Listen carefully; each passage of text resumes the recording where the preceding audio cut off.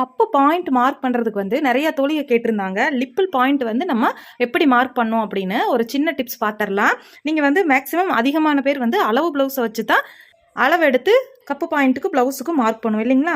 இந்த மாதிரி அளவு ப்ளவுஸை வந்து ஃப்ரண்ட் ஊக்கு வந்து முழுவதுமே மாட்டிருங்க.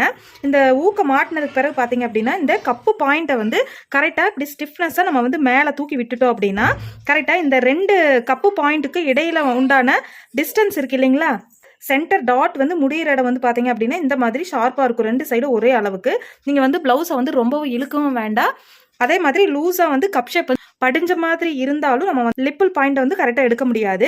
இந்த மாதிரி நீங்கள் வந்து தூக்குன மாதிரி கப் ஷேப் வச்சுட்டு சென்டர் டாட் 2க்கும் இடையில வந்து கரெக்டாக டேப்பை வந்து வச்சிங்க அப்படின்னா இப்போ பார்த்தீங்கன்னா 6 இன்ச் இருக்குது. நம்ம மார்க் பண்ணும்போது பார்த்தீங்க அப்படின்னா ஒவ்வொரு கப் ஷேப்புடைய 3 இன்ச் வந்து கப்பு பாயிண்ட்டுக்கு வர மாதிரி மார்க் பண்ணணும். ட்ரை பண்ணி பாருங்கள்.